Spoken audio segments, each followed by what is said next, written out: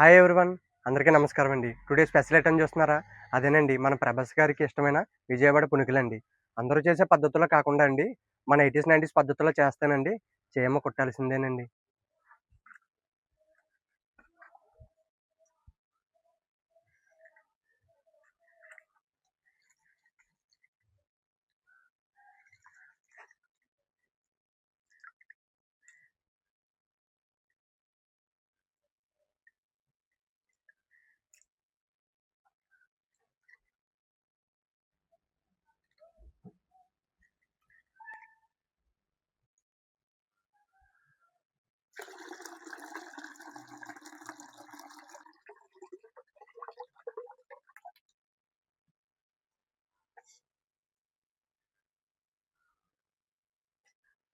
ఈ విధంగా రావాలండి.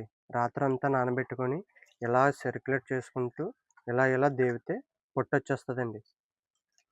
ఈ విధంగా రావాలి. పొట్టంతా ఈ విధంగా ఉంటది.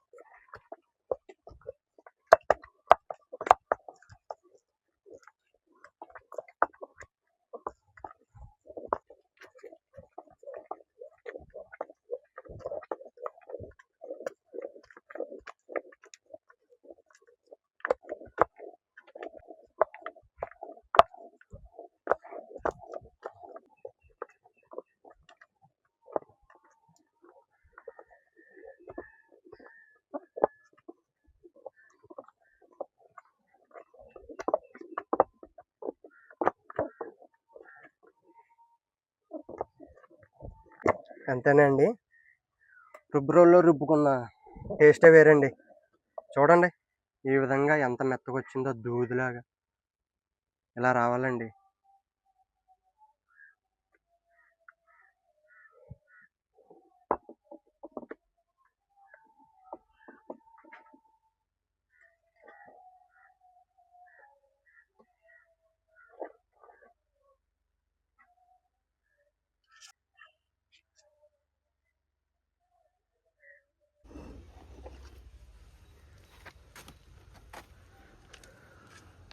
ఇలా రుబ్బుకొని తీసుకున్న రుబ్బులోనండి ఒక కప్పు మైదా వేయాలండి. వరిపిండి అయినా వేసుకోవచ్చు, బట్ కొద్దిగా క్రిస్పీగా కావాలంటే మైదా వేయాలండి. ఇలా బాగా మిక్సింగ్ చేయాలండి. చాలామంది సాల్ట్ వేసేసుకుంటారు, కానీ సాల్ట్ వేయకుండా ఉండాలండి. ఇలా మిక్స్ చేసుకున్న తర్వాత కొద్దిగా పెరుగు యాడ్ చేసుకోవాలండి. ఒక అరకప్పు పెరుగు చాలు. ఇలా బాగా మిక్స్ చేసుకొని ఒక 4 అవర్స్ లేదా 3 అవర్స్ పక్కన పెట్టుకుని అప్పుడు క్రిస్పీగా వస్తాయండి.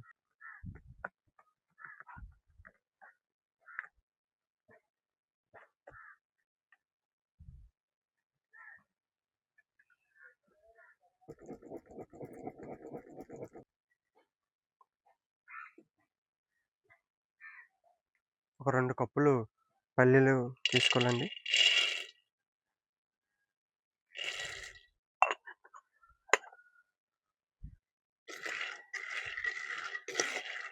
పల్లీల చట్నీకి ఎప్పుడు నూనె లేకుండానే వేపాలండి.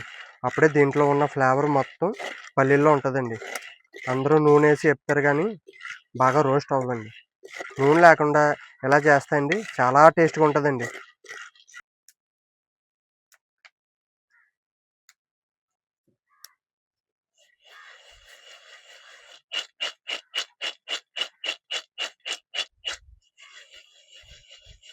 ఈ మాదిరిగా దోరగా రావాలండి. చూడండి ఎంత అందంగా వచ్చాయో.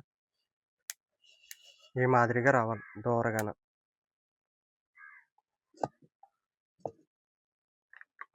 కొద్దిగా ఆయిల్ వేసుకోవాలండి. అలా కొద్దిగా ఆయిల్ వేసుకొని 5-7 వెల్లుల్లి రెబ్బలు, సన్నగా కోసుకున్న పచ్చిమిరపకాయలు ఒక 10,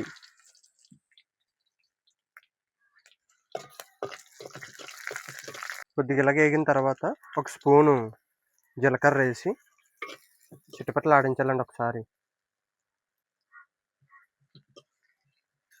ఇవి మాత్రం చాలండి ఫ్రై. ఇవి మాత్రం చేసిన తర్వాత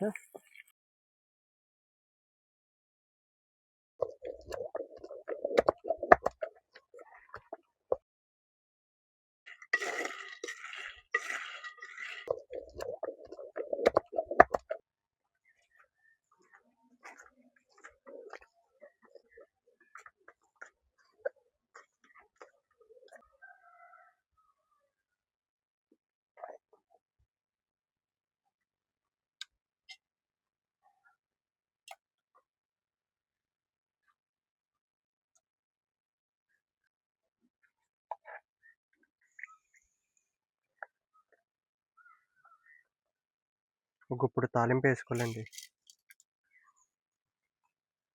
బాగా వేగిన తర్వాత ఎండుమిరపకాయలు అలాగే కరివేపాకు బాగా వేయాలండి.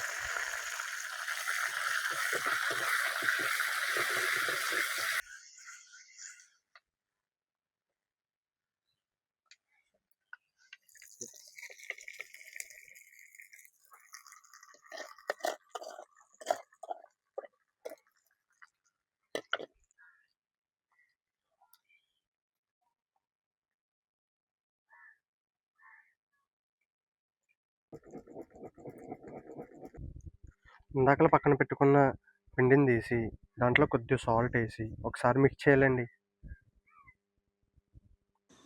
ఈ విధంగా మరగాలండి ఆయిల్.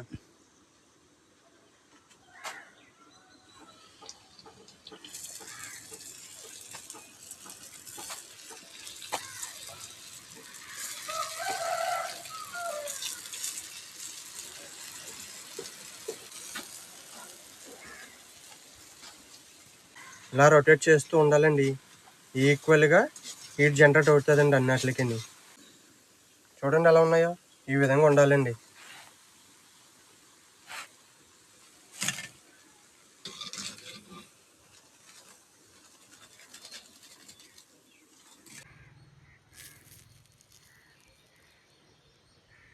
ఎంతనండి మన డార్లింగ్ గారికి ఇష్టమైన విజయవాడ పునుగులు కాబట్టి అండి ఈ మాత్రం మోపు ఉండాలండి.